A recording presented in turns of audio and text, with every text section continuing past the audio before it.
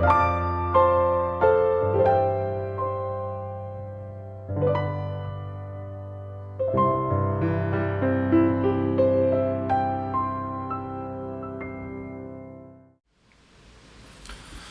반갑습니다. 말씀과 함께하는 수요일입니다.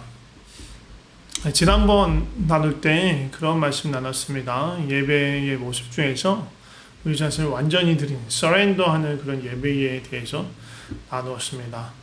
오늘은 하나님과의 깊은 친밀감을 누리는 그런 예배에 대해서 나눠보려고 합니다. 먼저 오늘 본문 말씀부터 볼까요? 오늘 본문 말씀은 요한복음 15장 15절 말씀입니다. 이제부터는 너희를 종이라 하지 아니하리니 종은 주인이 하는 것을 알지 못함이라. 너희를 친구라 하였노니 내가 내 아버지께 들은 것을 다 너희에게 알게 하였음이라. 아멘. 우리가 자주 부르는 찬양 중에 예수님을 또 하나님을 친구로 부르는 그런 노래들이 있습니다. 나는 주의 친구, 뭐 그런 노래, 요즘 노래들이죠.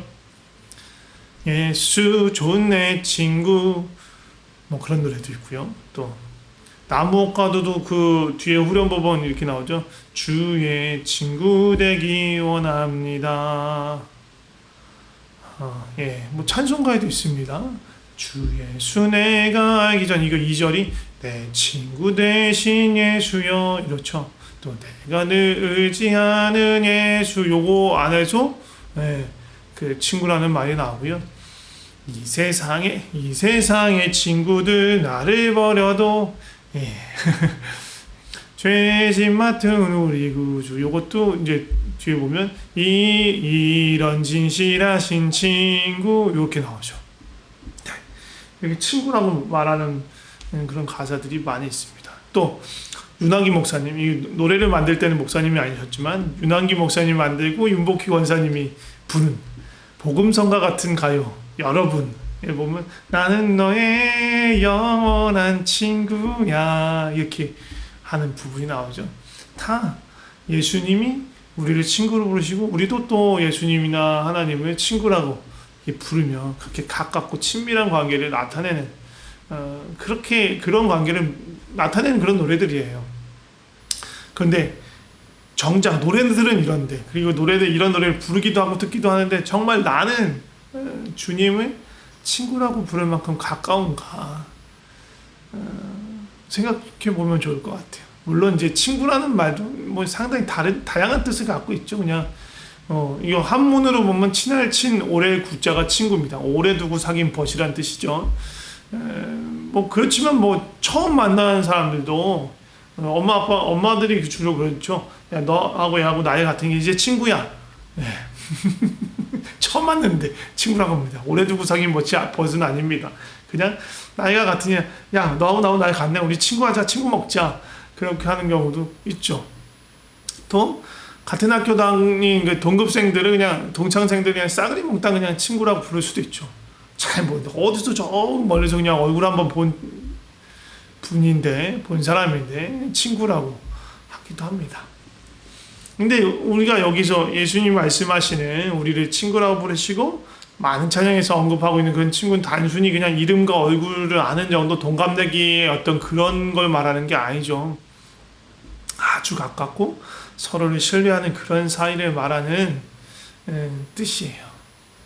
주로 성경에서 쓰인 친구라는 그 단어의 뜻은 신랑이 들러리, 또 왕이 아주 가깝고 친밀하면서 이렇게 신뢰할 만한 측근, 걷는 그런 말이에요. 엄청 가까운 사이를 말하는 거죠.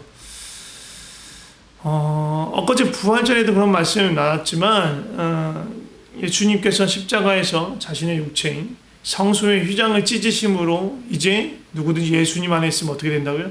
그 보혈의 능력과 은혜로 말미암아 언제든지 담대히 아버지 하나님께 나아갈 수 있게 됐어요. 심지어 하나님이신 성령님이 어디 계세요? 우리 안에 거하세요. 하나님께서 성령님 우리 안에 보내주셨어요. 할렐루야. 그만큼 어떻게 됐다고요? 가까워졌다는 거예요. 다시 한번 강조해서 말씀드리지만 예수님께서 그 십자가의 고통과 수치와 죽음을 담당하신 이유, 목적, 간신히 우리의 죄를 사하는 것만 목적이 아니라는 거예요. 우리를 영원한 심판에서 명쾌하는 것만 그것이 목적이 아니에요. 더욱더 적극적이고 열정적으로 원하시는 것이 있는데 그게 뭐라고요? 우리와 함께 있는 거, 우리를 친밀히 하나님 품으로 부르시고 우리와 정말 그 사귐을 이루는 것, 그걸 원하신다고요. 그게 하나님의 마음이고 하나님의 열정입니다. 그래서 가장 큰 계명이 뭐라고 해요? 첫 번째 되는 가장 큰 계명, 하나님을 사랑하는 것, 하나님께 친밀히 나와서 하나님을 알고 하나님과 더 가까이 가는 것. 예, 사랑이라는 말보다 더 친밀함을 표현할 수 있는 말은 없는 것 같아요. 그 친밀한 사랑 원하신다라는 거예요. 그게 성경 66교 창세기부터 계시록까지 계속 반복해서 말씀하고 계시는 것, 우리를 향한 하나님의 사랑, 또 우리를 하나님의 그 사랑으로 부르시고 우리를 향해서 나를 사랑하라 부르시는 그 하나님의 말씀인 거예요. 그 사랑에 부르심에 반응해서 하나님하고 친구 관계를 맺는 것, 친밀한 친구 관계를 맺는 것, 이것이 가장 아름다운 예배예요. 다시 말씀드리지만 예배란 어떤 특정한 날, 보통 주일이겠죠. 특정한 날, 특정한 시간에 정해진 순서대로 뭔가 진행하는 그런 행사가 아니에요. 그런 걸로 축소시킬 수 없어요. 그것도 예배의 일부라고 부를 수가 있지만 그 예배의 전부라고 말할 수는 없는 거예요. 예배는 거룩하신 하나님 앞에서 인간인 우리가, 피조물인 우리가 나타내는 그냥 자연스러운 반응이에요. 그리고 그 반응 중에서 하나님께서 가장 기뻐하는 반응이 무엇이냐면 친밀한 사랑의 관계라는 거예요. 친밀한 사랑의 반응이라는 거예요. 그럼 어떻게 하면 하나님과 친밀한 사랑의 사귐을 누릴 수 있을까? 더 풍성하게 할 수 있을까? 가장 첫 번째는 너무나 당연한 이야기지만 기도입니다. 또 기도라고 하면 눈 감고 손 모으고 뭔가 하늘에 계신 우리 아버지로부터 시작해서 예수님의 이름으로 기도드립니다 라고 끝맺어야만 할 것 같은 그런 무언가라고 생각하는데 꼭 그것만 기도 아니에요.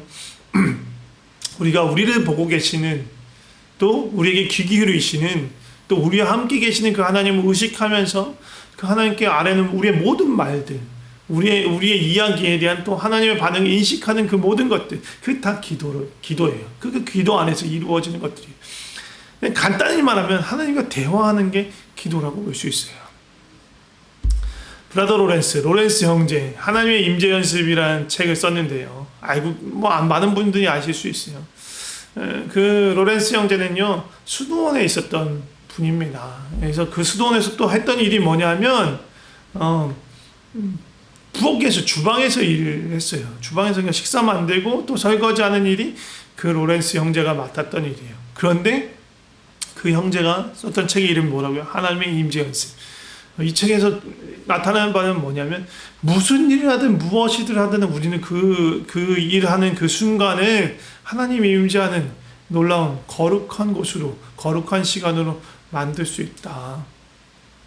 그가 비록 뭔가 그 수동원에서 뭔가 막 기도를 인도하거나 말씀을 가르치거나 뭔가 그레고리안 챈트를 막 인도하거나 뭐 그런 일을 하지 않았지만, 그냥 비록 주방에서 일하고 주방에서 식사하고 설거지하는 일을 했지만 그는 그 모든 일들을 하나님의 임재 안에서 하려고 애쓰고 그것을 연습했어요. 그게 하나님의 임재 연습이라고 말하는 거예요.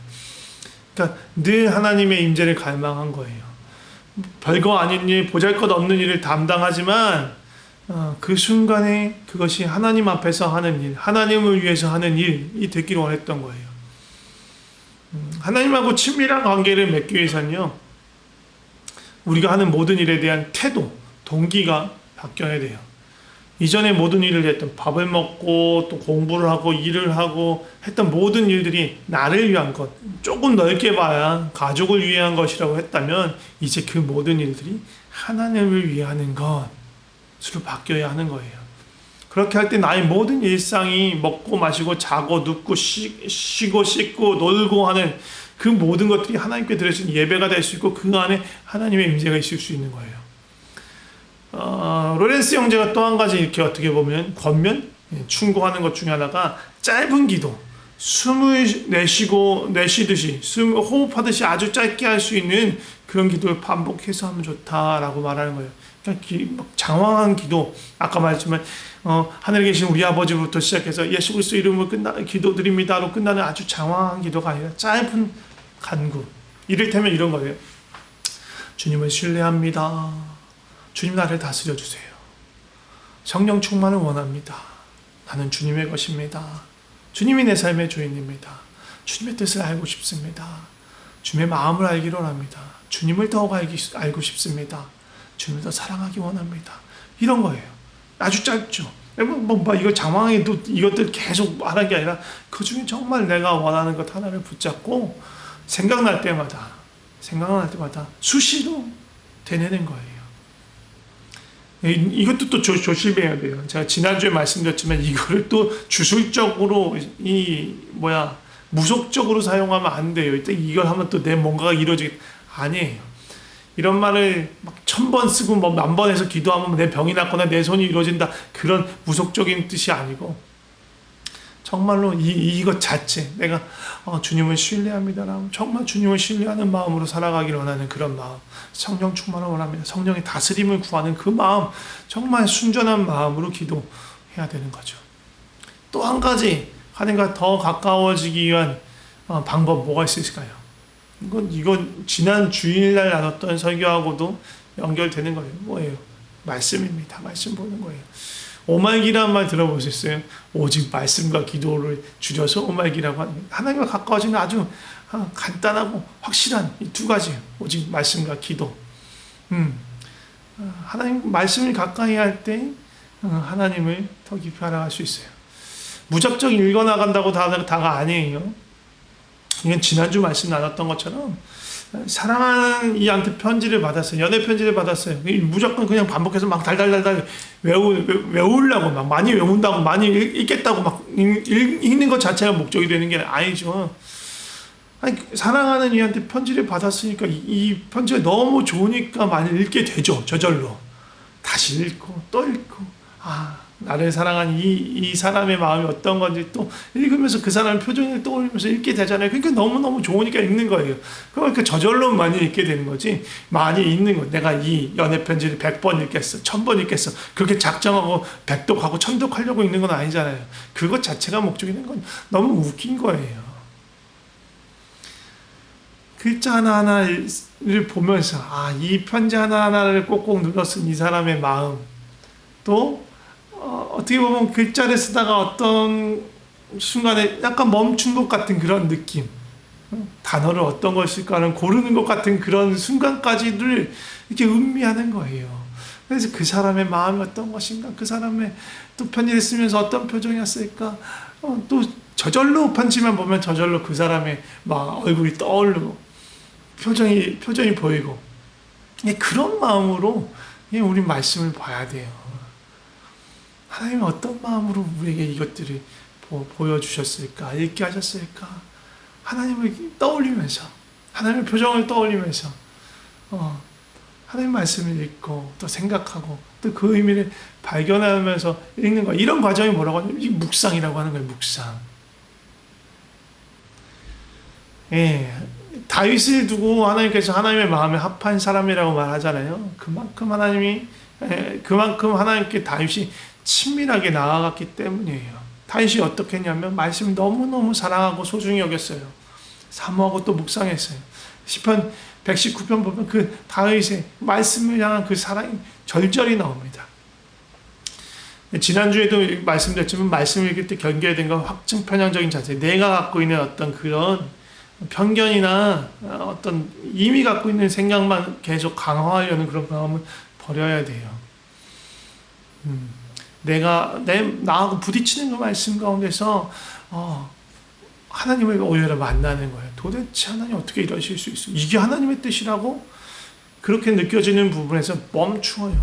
그리고 하나님께 질문하는 거예요. 어떻게 하나님 이러실 수 있습니까? 또 주변의 상황이나 인물의 감정이나 상황에 내가 들어가서 이입해서 다각도로 보면서 하나님의 마음을 구하는 거예요. 그럴 때 내가 갖고 있었던 어떤 편견이나 고정관념이 벗겨지는 거예요. 나의 마음을 성경의 진리에 비추는 거예요. 내가 성경을 해석하는 것이 아니라 성경이 말씀이 나를 해석하게 하는 거예요. 그때 하나님의 말씀의 검이 우리를 새롭게 하는 겁니다. 하나님의 말씀, 진리가 나를 수술하는 거예요. 그리고 그만큼 하나님을 알게 되고 하나님의 마음을 닮은 자가 되어 있을 것입니다. 그렇게 우리는 하나님과 가까운 친구가 되어가는 거예요. 제가 기도하고 마치도록 하겠습니다. 하나님, 우리를 친구로 불러주셔서 감사합니다. 정말 너무너무 아무것도 아닌 자인데 온 우주 만물을 만드신 온 우주 만물보다 크신 하나님께서 먼지보다 작은 우리를 가까이 부르시고 주님과 대화할 수 있고 교제할 수 있고 주님과 소통할 수 있는 그런 존재로 부르신 것 자체가 너무너무 큰 기적이고 너무너무 큰 은혜입니다. 우리 주님 더욱더 깊이 알아가기를 원합니다. 말씀을 보면서 하나님의 마음과 뜻을 알아가게 하시고 우리를 향하신 하나님의 마음을 알게 하시고 또 우리 안에 굳어진 잘못된 것들 새롭게 하여 주시옵소서. 기도하면서 주님 앞에 나아가게 하시고 우리를 향하신 주님의 마음을 알게 하여 주시옵소서.